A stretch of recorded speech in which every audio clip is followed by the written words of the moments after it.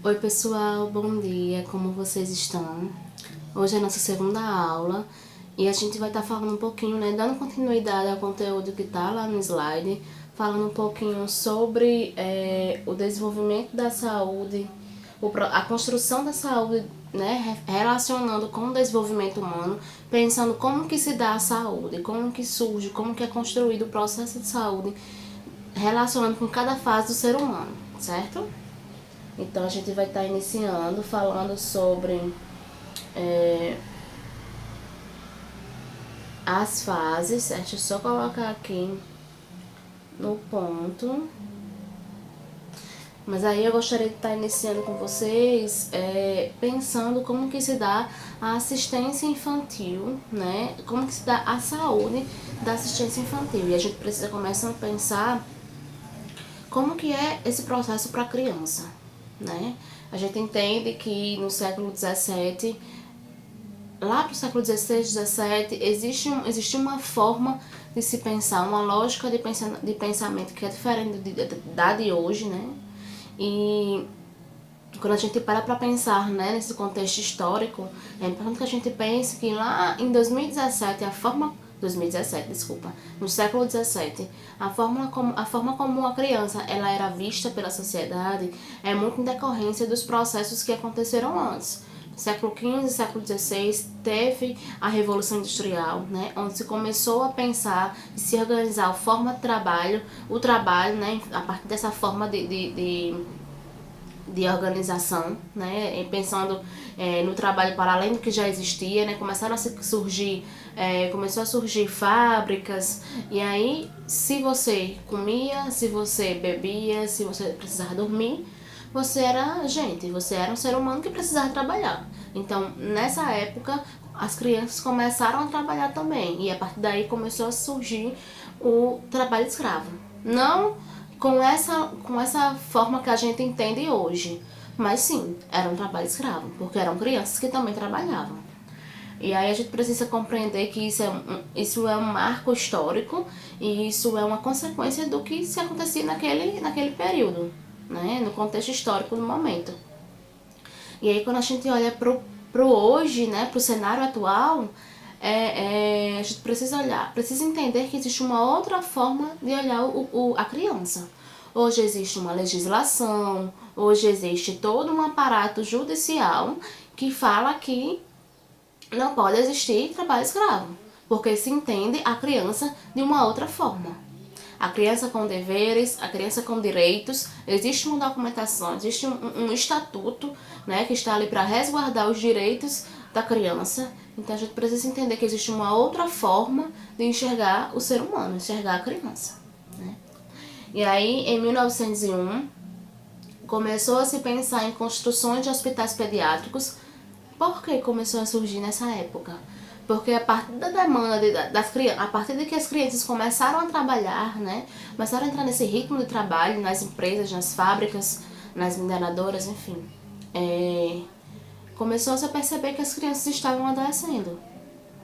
Então, se as crianças adoeciam, a gente precisava entender que tinha que existir um modelo de cuidado, um modelo de hospital, um modelo de espaço específico de cuidado que fosse coerente com a fase que ela estava recebendo, com o público que ela estava recebendo.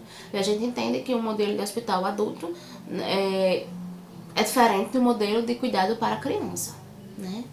E aí, muito assim, começou a surgir essas construções muito no sentido de dizer, é para criança, é para o público infantil, mas a diferença em termos de configuração do espaço, em termos de inclusive como que esse espaço ele era organizado, por exemplo, porque a gente entende que hoje o espaço, a aula infantil, né, os espaços infantis, eles são espaços coloridos, eles são espaços que têm objetos que são específicos dessa fase, né, que são considerados específicos dessa fase e que podem fazer com que o processo de hospitalização da criança seja menos adoecedor, né, seja mais leve. E a gente entende que nessa época começou a surgir os hospitais, mas não nesse sentido. Se dizia muito que era hospital para criança, mas a forma que se organizava não se deferia muito do hospital do adulto.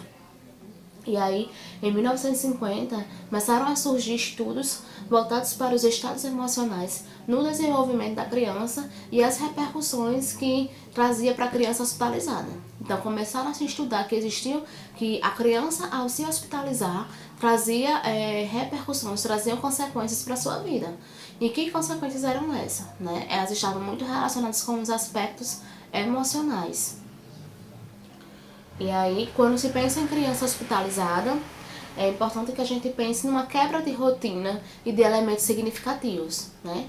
A criança não está na sua casa, muitas vezes não é permitido que ela esteja com seus pais, ela não está na escola, ela não está em contato com seus amigos, ela não tem contato com o resto da família, ela não está brincando com os seus brinquedos que costumeiramente ela brinca, né? Então, assim, existe uma quebra de rotina. Toda a rotina que a criança tinha não existe mais. E tá, pode até existir uma coisa ou outra, mas não é do mesmo jeito, né? Então, todos os jeitos existe uma ruptura, existe uma quebra. E aí rompe-se muitas vezes com as referências de vida e laços emocionais. Então, assim, como que é pra criança que estava acostumada a brincar no meio da rua, com seus colegas da vizinhança, a ir pra escola, a ter contato com a professora, a fazer o que ele bem quiser, entre aspas, né? No sentido de que ele tem a liberdade para ir e vir. Como que é isso? Como é que a criança fica quando ela se percebe hospitalizada e que ela começa a entender que as coisas não são mais como eram antes? E aí ela começa a estranhar a instituição, né? Porque é uma instituição que tem regras. Ela não pode fazer o que ela gostaria de fazer na hora que ela gostaria de fazer, né? É necessário entender que esse espaço, ele tem uma lógica de funcionamento, de organização que é diferente do que ela estava acostumada muitas vezes. E aí as vivências, elas podem ser potencialmente traumáticas. Imagine para uma criança que está acostumada para ir e vir, sair na hora que ela quer, comer na hora que ela quer, comer o que ela gostaria de comer. E ela vai para uma instituição, para um espaço que existem regras específicas e que tem alguém que diz, não, não é assim do jeito que você gostaria. É assim, assim e assim. Né? Então isso pode trazer muito traumas para a criança. E aí a internação como algo juntando, né, o orgânico, o que está ali, o fisiológico, o que precisa ser cuidado no físico, mas que também precisa estar cuidando do psicossocial. Então, como que é para a criança que está hospitalizada cuidar das suas relações sociais, né, cuidar do seu emocional? É um desafio. E aí a gente precisa entender que existem mecanismos de defesa, comportamentos e sentimentos comuns a essas crianças que estão hospitalizadas, né? Existe muito uma negação, uma culpa, uma punição, uma ansiedade, uma depressão. Existe também uma projeção, distúrbios neuróticos, frustração, privação, regressão, tudo aquilo que eu já vinha falando, né? Da ruptura, do rompimento da rotina. Sensação de abandono, é muito comum que a criança ache que ninguém ama ela, que se amasse tirava ela de lá, que não entende, não compreende a sua dor, né? Ela sente medo, ela sente irritabilidade, ela sente apatia, ela fantasia muito, ela tem perda da sua autonomia, porque não é mais como ela gostaria que fosse, é alguém que está dizendo como que funciona.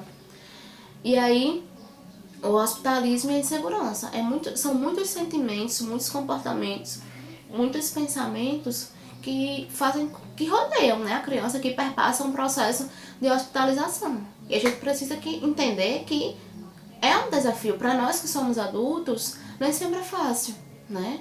Mas a gente precisa entender que a criança, ela tem um outro olhar sobre a vida, ela tem um outro olhar sobre o viver. Então acaba que isso pode ser um pouco mais difícil para ela. E aí a gente precisa entender também essa família. Como é que fica a família da criança hospitalizada? E como é que deve ser a atuação da psicologia voltada para a família, né? Precisa se investir no resgate da sua participação como um elemento ativo no processo do tratamento. Não precisa dizer, mãezinha, paizinho, a gente precisa de vocês. Vocês são nossos parceiros, né? E isso é uma atuação que não é só da psicologia. Vocês, como futuros técnicos de enfermagem e como profissionais que vão estar mais junto do paciente, precisam compreender que vocês precisam ter esse espaço de fala também com a família. Olha, família, eu imagino que tá difícil. Eu imagino, né? Querendo ou não, o adoecimento ele não vem só para a criança que está hospitalizada, ela vem também para a família, né? Porque a mãe e o pai se preocupam. Então, assim, a gente precisa entender que vocês também precisam ajudar nesse processo. O que é que vocês acham que fulaninho que está hospitalizada poderia fazer, que poderia ajudar ela a ficar mais leve, menos, que todo esse processo poderia ser menos difícil para ela? E a gente pergunta a você, família, porque é você quem passa a maior parte do tempo com a criança. Então, é um desenho, traz um desenho no celular, no tablet, não sei. É um brinquedo, traz o brinquedo. É alguém que de repente, a depender da situação da criança, né? Se for possível visita, traz a pessoa. Não é possível, faz uma videochamada, liga para a pessoa. Então, assim, existem vários recursos que a gente pode estar disponibilizando. E a gente precisa entender que é nosso papel também sugerir. Porque às vezes, dependendo de como a família estiver, a família não vai pensar em possibilidades, né? Então não adianta só jogar para que ela precisa participar. A gente também precisa sugerir, dar ideias, né? E aí a família vai vendo o que é possível. E aí tem uma citação de Crepaldi, que é um autor muito bacana, que ele vai falar assim: os pais, quando participam ativamente, percebem os benefícios e a melhora do paciente, assim como sentem-se mais seguros e mais confiantes nas condutas terapêuticas administradas pela equipe de saúde. Quer dizer, quando o pai participa do processo de cuidado, ele, além de perceber que o seu filho está seguro, está se sentindo protegido, ele também se sente seguro e protegido, porque ele passa a confiar mais na equipe, né? Então, muitas vezes, o que é que a gente percebe? Às vezes as equipes não colocam a família como parte do processo. Acham muito que elas são detentoras do saber, que ela estudou, que ela sabe de tudo. Mas a gente precisa entender que a família também faz parte, né? E quando ela se sente parte, ela faz parte mesmo, ela ajuda, ela se sente segura, se sente protegida. E, inclusive, é até uma ferramenta que auxilia a equipe a estar fazendo o que é possível, né? E aí, a gente precisa entender que a linguagem infantil é o brincar, né? O que eu quero dizer com isso? Muitas vezes a criança ela não vai conseguir verbalizar, ela não vai conseguir falar o que ela está sentindo, mas é através da brincadeira, do lúdico, dos brinquedos que ela vai falando como que ela se sente. Como assim, Taimara? Às vezes é como uma brincadeira. Às vezes a criança ela projeta muito no brincar como ela se enxerga, como ela se sente, e a gente precisa estar muito atento a isso. E aí o brincar como uma técnica lúdica, terapêutica, estimulativa e educativa. Então, assim, muitas vezes a criança chega no hospital, na UBS, com uma resistência muito grande, que é natural, porque às vezes ela já passou por aquele espaço, já foi picada, já, né, injeção, medicação, enfim. E ela não lembra do espaço. Então ela precisa oferecer um novo sentido para aquele ambiente. Ressignificar. Como é que eu posso fazer isso? A brincadeira pode ser um recurso.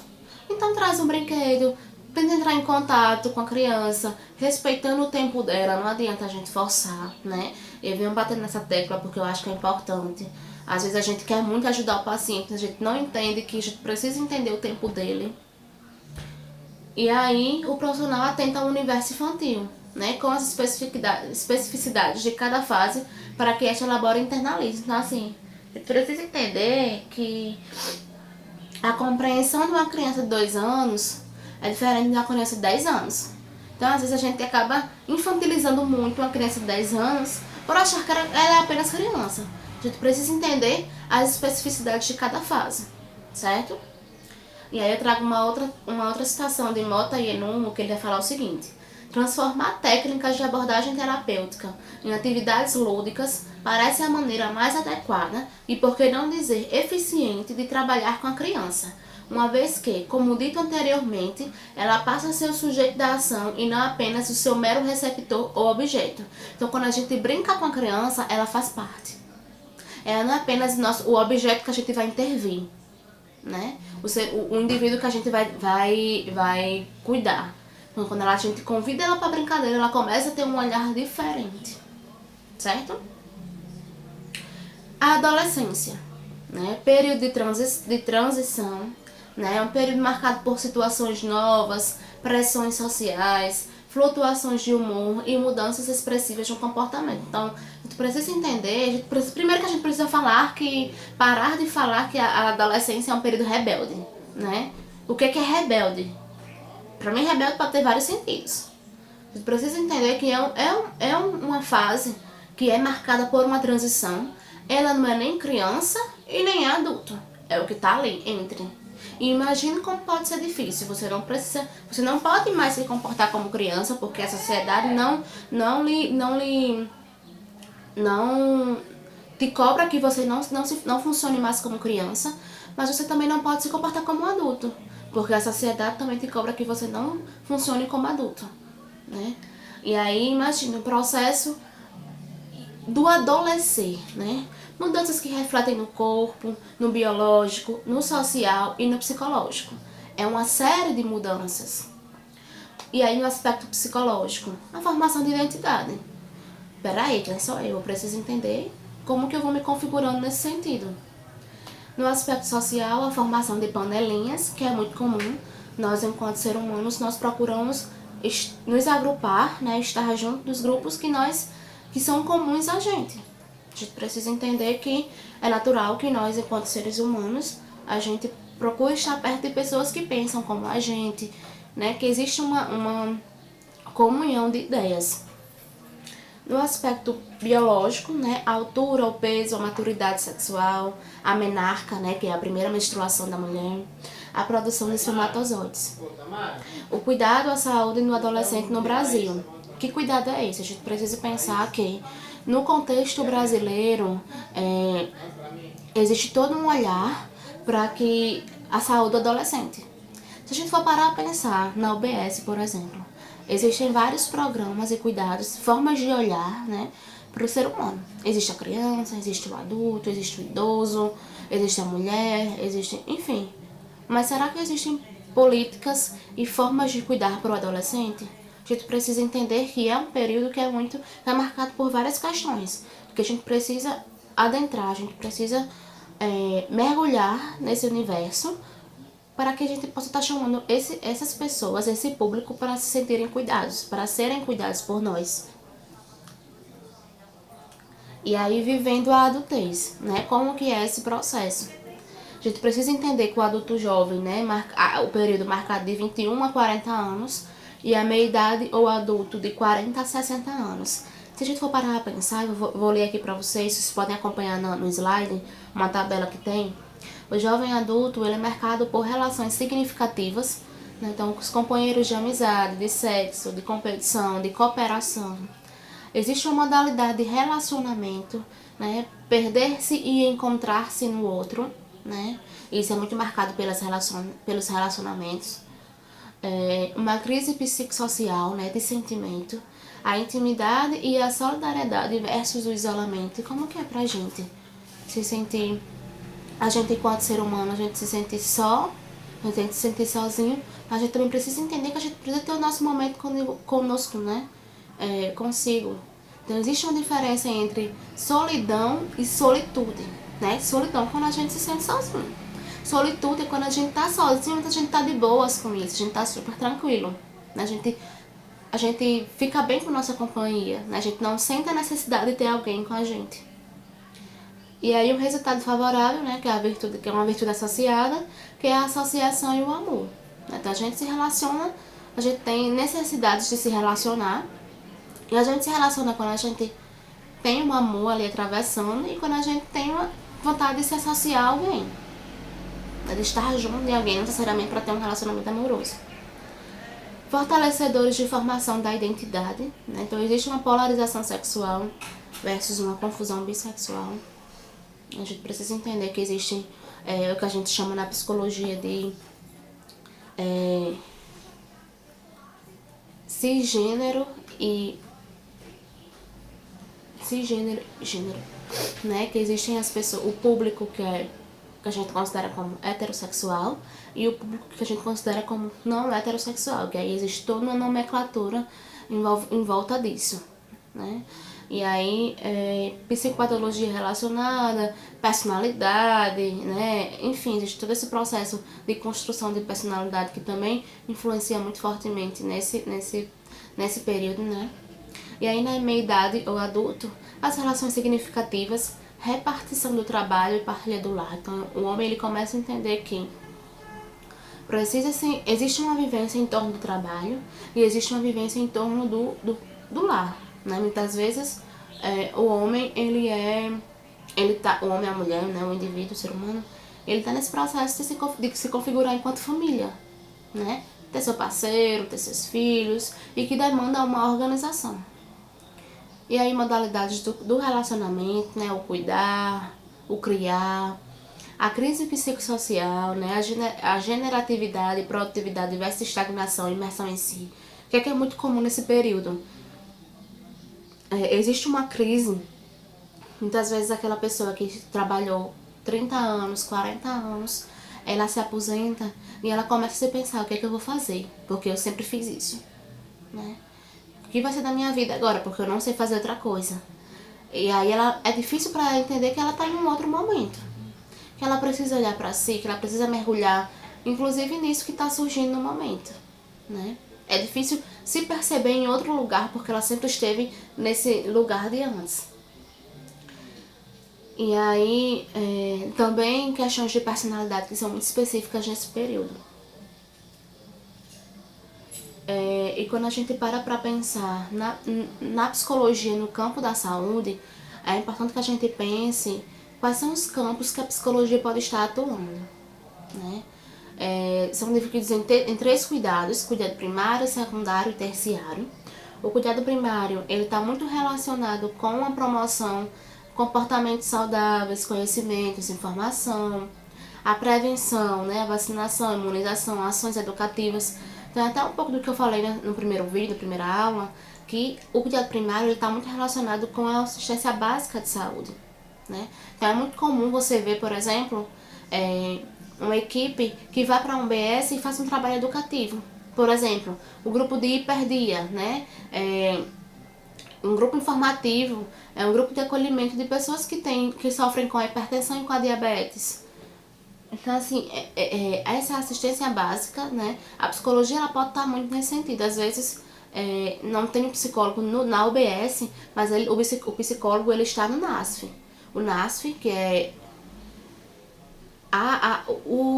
o suporte para a unidade básica de saúde, para o serviço básico de saúde, é uma equipe que é composta por vários profissionais, né? Uma equipe interdisciplinar, multidisciplinar, porque tem vários profissionais de áreas diferentes, e esses profissionais vão estar dando suporte na equipe de saúde básica nesse sentido, promovendo também ações educativas. Já os cuidados secundários está muito relacionado com o diagnóstico, né? Traduzir termos técnicos, intermediar a comunicação entre a equipe e paciente, auxiliar na comunicação, auxiliar na compreensão, perguntar se o usuário está entendendo o que o médico disse, porque muitas vezes o usuário não entende, tem vergonha de perguntar ao médico. Em relação ao tratamento, está muito relacionado com as consultas, internações e procedimentos invasivos. Na psicologia hospitalar, por exemplo, unidades de saúde, diversas especialidades, emergência, maternidade, pediatria, oncologia, enfim, existe todo um leque, né? E nos cuidados terciários está muito relacionado com a reabilitação. Então, para você entender, a psicologia ela pode estar na unidade básica, como cuidado básico, ela pode estar no cuidado secundário, no processo de internação, e ela pode estar na reabilitação, compreendendo como é que está o processo desse indivíduo para se reorganizar diante de tudo isso que ele viveu. E aí nos cuidados paliativos, né, que é justamente esse processo de finitude, de viver seus últimos dias de vida. E aí resgatando a subjetividade, a promoção à autonomia, a qualidade de vida, mesmo ele estando morrendo, né, uma qualidade de morte. E aí as funções de psicologia do psicólogo da saúde são amenizar o sofrimento do paciente no contexto de saúde, suporte emocional, escuta empática, apoio e esclarecimento, esclarecer dúvidas, intermediar as relações, resgatar a subjetividade, né, o subjetivo, a psique, né, os aspectos emocionais, construir recursos de enfrentamento, construir recursos que podem ajudar esse paciente a enfrentar esse momento de forma mais leve, menos difícil, menos adoecedora, a autonomia desse paciente e a qualidade de vida. Então, assim, a gente precisa entender que existe todo um aparato, né? A psicologia, ela pode, sim, estar em vários aspectos de construção, né? Em vários processos de construção do cuidado do paciente. E a gente precisa estar ali com ele, né? Eu acho que, não que seja o mais importante, mas que eu acho que é básico, é a gente, enquanto profissional de saúde, a gente estar junto do paciente. E não é estar junto fisicamente, não. É estar junto mesmo. É estar junto de corpo e alma. É estar ali escutando. Por mais que você escute aquela coisa, aquela informação várias vezes. Para o paciente pode ser muito importante. Para ele pode ser uma ferramenta de enfrentamento muito positiva. A gente precisa entender, e é importante que eu coloque isso para vocês, a importância do nosso fazer. Não é brincadeira. A gente faz um juramento. A gente faz um juramento de cuidado. A gente precisa começar pensar no peso do nosso cuidado. A gente tá ali não é pra brincar. É pra cuidar mesmo, sabe? Então, assim, essa aula de hoje é muito pra gente falar um pouquinho sobre como que pode se construir o processo de saúde em cada fase do ser humano. Trouxe um pouquinho dos campos de atuação da psicologia, quais são as funções do psicólogo da saúde, né? E como que ele também precisa da equipe como um todo para que tudo isso possa acontecer, certo? Então a ideia de hoje nessa aula de hoje é essa. Não sei se eu consegui me fazer clara, mas estou à disposição. Qualquer dúvida, podem mandar mensagem para mim, que a gente vai conversando, tá bom? Beijo!